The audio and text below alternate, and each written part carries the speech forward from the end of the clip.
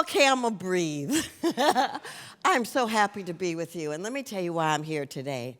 I'm here to help you remember. To remember how extraordinary you are. How you are. To help you remember that you are a magical being made manifest. Just breathe that in. The only reason you don't remember that 24/7 is because you go to sleep. And sometimes that sleep looks like distractions. Sometimes it looks like news. Sometimes it just looks like life events. But when you remember who you are, extraordinary things happen. So I wrote you a poem. You are the magic. The spark that dances in your eye, the whisper soft as stars on high, the glow that lives within your heart, a masterpiece, a work of art.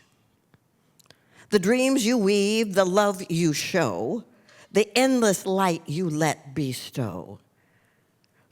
Through every breath, through every choice, magic lives. It's your own voice. No need to seek, no need to find. The magic's you in soul and mind. Stand tall, shine bright, and let it be. You are the magic, wild and free. Thank you.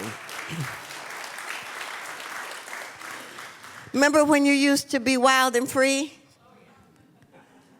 Yeah, what happened? I remember being wild and free as a kid. My cousin is here, and I'm sure he remembers too. But here's the thing. Because of culture, because of religions, because of patterns, it gets shut down. I remember my mother saying to me, "Ladies, do not do that." And I'm like, why? The thing is, though, is that innate nature, that creativity, that intuitive nature, that power that lives within you is who you came here to be. And it scared some people. Remember that? So you shut down a little bit. You pulled your energy back a little bit. You decided to hide on some level. But the thing is, you're important. On November, I think it was 16, in 2023, I had just come back from taking people on a pilgrimage to Egypt. And when I go on pilgrimages, I have awakenings just like the people who come with me. And so I'm meditating, and I've been meditating for a lot of years. You know, James told you, 45, I started when I was 1.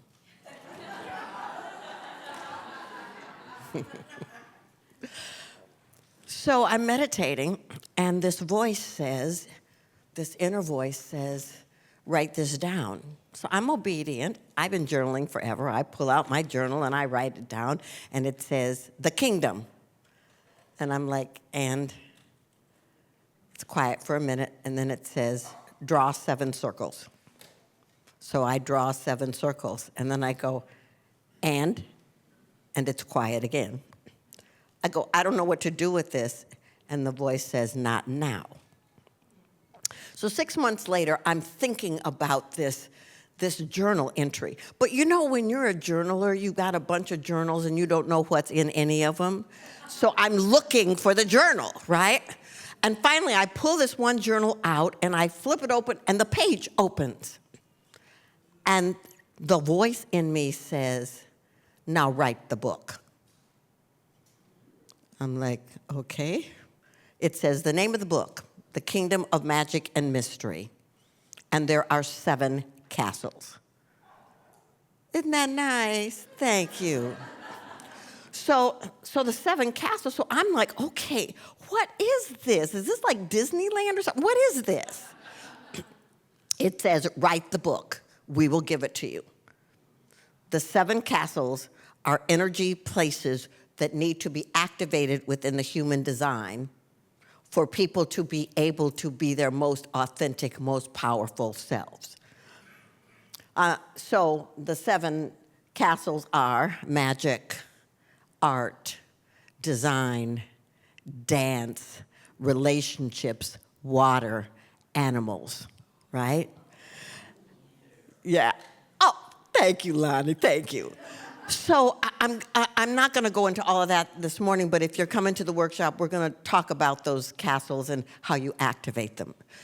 But now, so I get this download, and I'm like, I don't know what to do with it. And it just stuff starts just coming in really, really fast, and I'm writing. And this is my 6th book, and it was like none of the books I've ever written, you know, and it was giving the castles in detail, and it was showing what happened there, and it was showing the guardians of the castles. I mean, all this stuff, you know, and I'm like, I am a fantasy person. I like those things, right?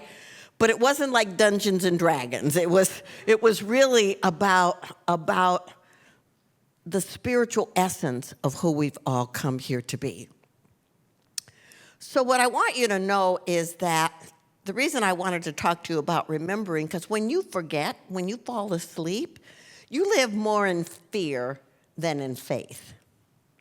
You are looking for your validation, your power outside of yourself in other places with other people. And you are trying to be loved instead of be love.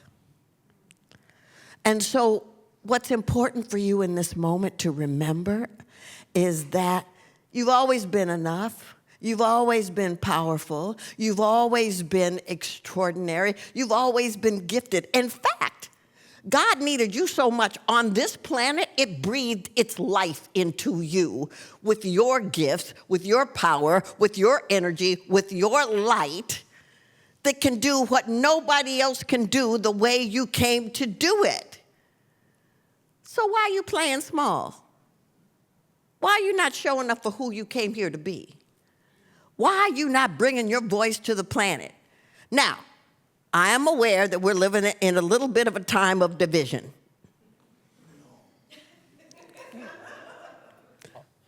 And I'm aware that for some of us, even in our families, it's like, we won't be having that conversation. But here's the thing. Why would God breathe its life into you and then tell you to shut up? Think about that, really. That's not the God I know. That's not the God of joy and peace. Hello, darling. So the thing is that it's really about you being in a space of remembering your wholeness, not a place of performance. Because the world will tell you, you know, you need to be perfect. How's that working for you? You know, that you're supposed to perform and you're supposed to bring your gifts in a way that make other people happy, that make other people feel secure. Hooey. Spiritual term. So here's the thing. I've been speaking on stages for a very long time. I've been singing and speaking. And it doesn't scare me. In fact, it excites me. And I used to think that thing that was a little bit of nerves was fear, but it was actually enthusiasm. And so I have this podcast called Women Awakening with Cynthia James. And I'm very proud of it. I've interviewed over 250 women around the world. And I was on somebody else's podcast. And I was telling her at the end of it, because we were chatting, about my podcast. And she said, "Are you coming to the conference?" I'm like, "What conference?" She said, "The podcast conference." I'm like, "No, where is it?" She said, "Vegas." I was like, Ugh. She said, I think you should come. And okay, so I am a good girl. And so I was like, I'm gonna be nice. And it was like, "Thank you so much. I will think about it." But inside it was like, there's no way in heck I'm going. So I get off the phone and the voice says, "You need to go to this conference." I'm like, "Oh no, really?" So I sign up. And I go, and the conference is run by this organization called Broadcast Authority, and there's these two women who are partners who run it, and they have a lot of clients. And I'm sitting there in this conference, and I'm blown away at what I didn't know. Because sometimes it's like you don't know what you don't know, and you think you're really doing good, but you don't really know. So I'm sitting there, and they're going, and this, and then this, and then do this, and do that, and do this, and I'm like writing stuff down, and I'm like, okay, they're gonna give us an offer anytime now. I'm not spending my money on that, but I'm gonna take down these notes, right? And so then they put us at this table, and we're to come up with this thing and do a present. Each of us is to do a presentation. Now, this is what I want to tell you. All of a sudden, my inner child jumped into the room. She was like, "No, we don't know what we're doing. We're not getting up there. We're not safe. No." Now, I can feel her, I'm good at masking, so I'm pretending like I got it all together, but, no. And I said, "What do you need?" I got to shut her up. Maybe I'll get her some potato chips. Right, isn't that what we do? We get nervous and then we eat, Not that that's working so well. So I say, "Okay, go to God." Now, that's the first thing I want to tell you. Go to God. When you are confused, when you are concerned, when you are anxious, when you are feeling disconnected, go to God first. Not your neighbor, not your phone, not social media. Go to God. So I'm in there and I'm meditating, and the voice says, "Oh, she's bringing a message." I'm like, "Okay, what is it?" And it says, she wants to feel safe. She wants to feel seen. She wants to feel heard. You need to love her right where she is. And I'm like, oh. So I'm literally having this conversation with my inner child, that she's safe, that we know what we're doing, that, that even if we get up on that stage and we get feedback, it'll be fine because that's why we're here. So she comes up on the stage, and it's really great, and I get good feedback, and I'm feeling pretty good about myself. And of course, the woman who owns the company gets up and she has an offer, and I'm thinking, yeah, I'm not doing that. But I really liked her, and I really liked her energy, and so I was about to do a summit. And I told her, I can't be thinking about doing any of this kind of stuff because I've just invested a lot of time, energy, and money into this summit. And she said, "Oh, that's fine." She said, "Good luck on your summit." So a few days later, I get an email that says, "Good luck on your summit. I hope it goes well." And then a couple months later, I get another email from her that says, "I hope your summit went well." And I'm thinking, this lady's a great salesperson. She's out here trying to sell me, right? But that's really nice. So then she comes back a little while later, and she says, "I'm just checking in on you." And I had seen her on social media, and she was going to speak at this thing. And so I put in a little note that said, "Have a great time. I'm sure you'll be beautiful," right? So I've had this podcast since the pandemic with the same person managing my platform. But in the last few months, he's been a little shaky. He's missed some things, dropped some balls, been a lot of stuff going on in his family. Now, He's a spiritual person, and I like supporting spiritual organizations, right? So I'm trying to hold on to him even though he sucked. And so I'm really saying, okay, God, I need some help, right? I don't know what to do here. So here comes an email from this woman. And she said, I'd love to have a conversation with you. She said, I've looked at all of your stuff, and she said, you've got great content, but you don't have a big enough audience. You need a bigger audience, which I knew already, right?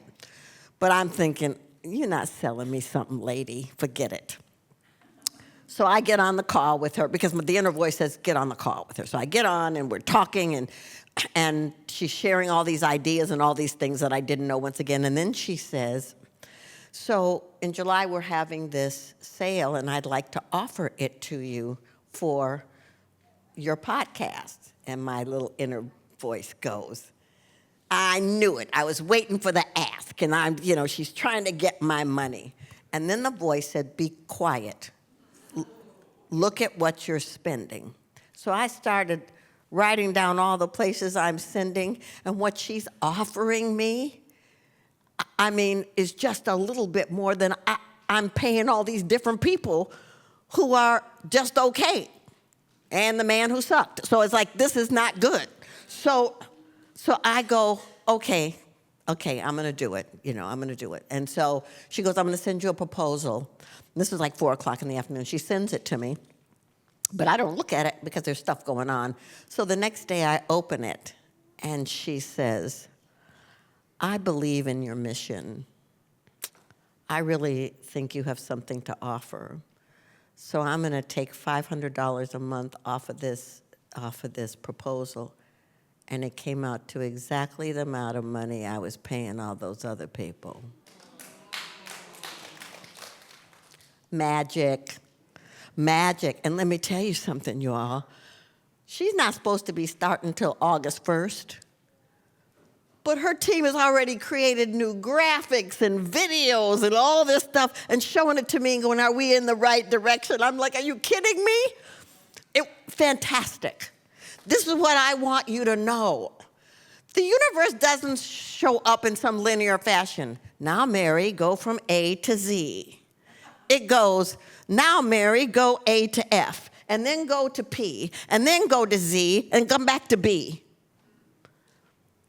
You have to say yes, because you don't have to know how you're going to get there, when you're going to get there, where you're going to get there. You just have to say yes. And you do not let your mind jump in there and talk you out of it. Because here's the thing, God's never wrong. Your inner guidance is never wrong. If it tells you to drive to Louisiana, go.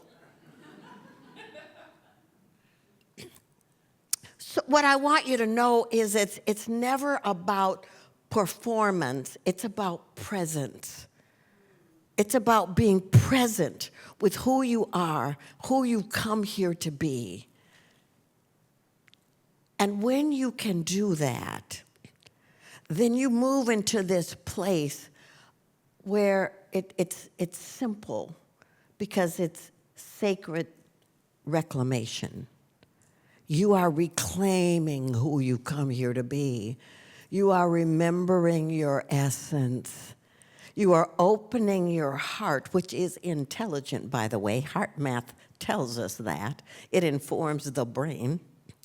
It's the first place you can measure intelligence in an embryo. So you open your heart and you start listening to that guidance.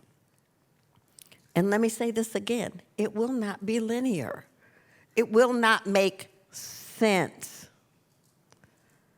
But it will take you to places that you could never have dreamed of. And let me tell you this. When you heal you, when you transform you, when you transcend those old ways of being, oh my goodness, then you become part of the healing of the collective. I'll just let you take that in. Yes? Because here's the thing. I I take these people on pilgrimages, and I take people to a place called Damanhur, which is in Italy. And they host the temples of humankind. The temples of humankind are built inside of a mountain, and they were built by hand, no machinery, because it's a Catholic country and they didn't want, they were not going to say yes to spiritual communities starting there. All I can say to you, I've been going there for 8 years. It's like art on steroids inside this mountain, and you think, how did these people do this? So the founder, they called him Falco, but his name when he was born is Umberto Rodi. He was born in Turin. Here's the interesting thing about him. When he's a baby, he's levitating, and he's moving images with his mind. Can you imagine being his mama? I'm like, whoa, right? But he's spouting off all this wisdom and all these esoteric teaching. It's like, where does this come from with this kid, right? By the time he's a teenager, people are coming from all over Europe to hear him speak. And he's talking about this community that he wants to create, this spiritual community. So he and the people that are following him go all over Europe looking for this place. And he comes back to Turin, and he goes an hour outside of Turin into this, really it was like a forest, right? With this grumpy old man living there. And he walks onto the property, and the man comes out with a gun in his hand, I might add, and says, "Oh, it's you. Why are you here? What do you want?" And everybody's looking kind of surprised. And so Umberto says, "I want to buy this land." He goes, "Okay." Now, this is what's interesting. A whole bunch of people had tried to buy that land, and he was like, no. So why does he sell this land to this man he doesn't know? Magic. Because the man came into his dreams several times wearing what he was wearing when he showed up there. Now, it's a forest, and it's dense. So out of that, they literally are taking dirt out of this mountain and passing these canisters with dirt out. They build these temples. They build this thing called sacred woods with all these spirals that are tuned to different energies and healing modalities. It's an extraordinary place. But here's the thing. Everything he's teaching, because he passed away, I think it was 10 years ago with cancer, everything that he was teaching is what people are coming to Damanhur now to learn from all over the world. Heal the collective. Transform me, heal the collective. Whatever is happening for you, you get to heal the collective. Now, I want you to know there is a part of me that has not been too thrilled about what's going on in the world. Not too thrilled about what's going on in our country. Confused, as a matter of fact. So, go to God. I'm praying and meditating in January. And I'm saying, what's mine to do? What can I do? How can I make a difference? And this voice says, a lot of people, invite them. I am a member of something called the Transformational Leadership Council, which was started by Jack Canfield, and there's a lot of incredible teachers and healers, Marcy Shimoff, all these, Sue Morter, all these different people. And so the voice says, ask them. So I send out an email. I say, I would like to do this summit, and it had given me the name, the Vibrant Living Summit. And 22 people said yes. Nobody said no. Now, this is the other thing. All of these people are highly paid speakers, teachers, right? And I said in the email, and I have no money, and they said, okay, we want to make a difference. People are struggling. They're in pain right now. So I did 22 45-minute interviews with these people. Every single one of them talked about a moment of change, of transformation, magic, where they made a decision and it took them to another level. And then they gave gifts to my audience. So over 3,500 people came. and listen to all of these. I mean, it was incredible. When I got back from Italy, there were emails saying, I missed your summit. So on Tuesday, I'm opening it up and people can get it for one day. But the important thing was, what I realized was that I may not be able to go out here and change, government leaders and, warmongers and all that other stuff, but I can bring my gifts and the gifts of others, because here, community, people, important. That's why you're in this community. I was outside, and Patrick was telling me this community started, I think it was like 1921, by a woman named Netta Holmes. She wasn't even related to Ernest Holmes. She'd been divorced twice. And she had this idea to start this community, and voila, here you are. All you have to do is listen to the vision. Michael Beckwith says, pain pushes till the vision pulls. What's the vision that wants to come through you? All you have to do is say yes. And your mind will go, well, how are we going to do that? Where are we going to do it? When are we going to? Irrelevant. You simply say yes, and then the universe corresponds. It corresponds because you were chosen. You are important. I want to read this to you. This is to that beautiful child that lives within you, because you're a living temple. To the sacred child within, you are seen, you are chosen, you are free. Wrap yourself in the cloak of your magic. Let the old story fall away. You were never here to prove. You were always here to shine. The world is waiting for your light. The world is waiting for your light because you were chosen. You were chosen. There's a whole belief system that a lot of souls want to come and have this experience of the human form, but you were chosen.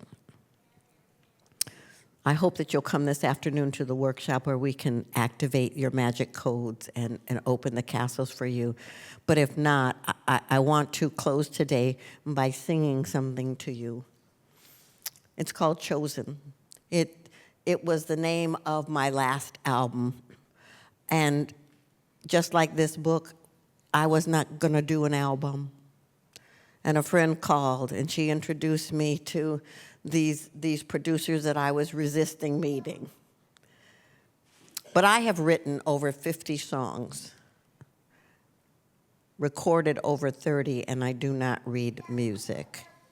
How is that possible? Magic.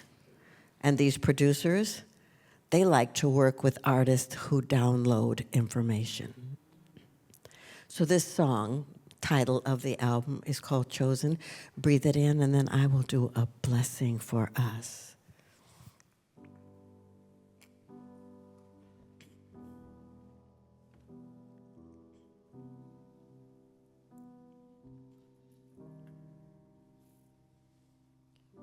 I knew I was chosen, my destiny assured. Beyond circumstances, I'm here to be heard. I knew I was chosen. How'd I land in this place? Tired of being frozen, tired of the rat race. I knew I was chosen beyond the hurt inside. The ways I was treated, my dreams were denied. I knew I was chosen. Release the pain inside. Dare to be seen. Decide not to hide. The voice within told me, have no fear. The voice of 1,000 angels will guide you, my dear. Voice within told me, release the fear. The love of 1,000 angels will teach you, my dear.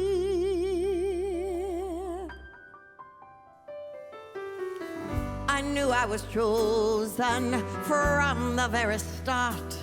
The still small voice within said, open your heart. I knew I was chosen. I came to lift my voice, stop running from myself and make a different choice. The voice within told me, have no fear. The voice of 1,000 angels will guide you, my dear. Voice within told me, release the fear. The love of 1,000 angels will teach you, my dear. Hear the angels.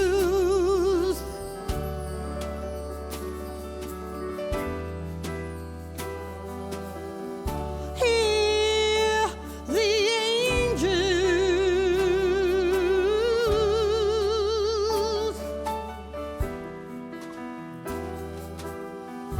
Hear the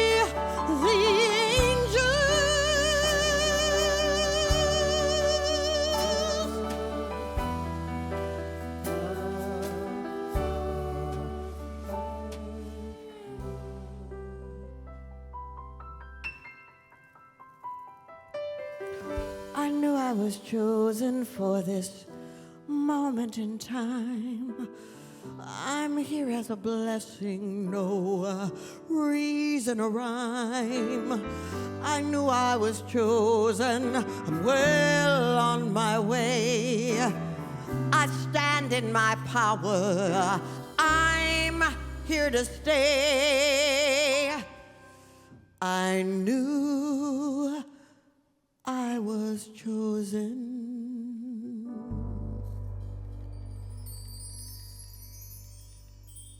So take that in.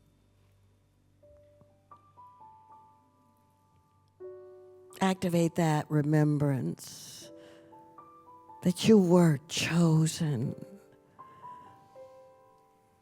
That the universe breathed its life into you because you were essential, necessary, a divine spark made manifest. Here to bring your light, your love, your joy, your peace, your grace, your creativity, your intuitive knowing.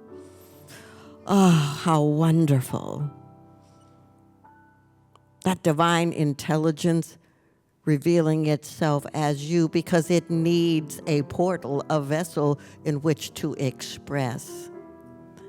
So how wonderful in this moment that we can place on the altar of light any old ways of being, old patterns, old doubts, old fears. We can release because they no longer belong to us. It is not who we have come here to be. And we can call in that wild and free self that came here to dance, to play, to design, to be artistic, to be creative, to be evolutionary. We bring it in and we give thanks for it. And we give thanks for this amazing community, this place where we can gather together, whether in person or online, and we get to say, I am supported, I am loved, I am seen, I am heard, I am held. This is a place of divine unfolding. This is a place of abundant living. This is a place of health and well-being.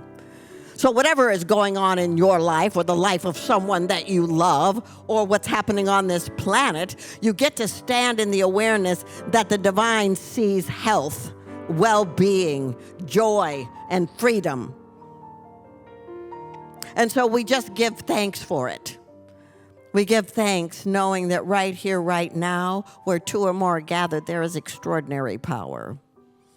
So we begin to transmit light and love to people close to us, to this city, to this country, to this world, especially those suffering in war-torn areas, those suffering in places where famine is present. What we know is that there is nothing more powerful than the divine, than God. So that's what we call on as a collective. That's what we call forth. And so I'm grateful. I'm grateful to be present with you this day. I'm grateful to speak this word for you this day. Nothing is more powerful than the divine. And so we simply say yes to God, its guidance, its love, and its support, and we let go. And we trust it and allow it to be and say, and so it is.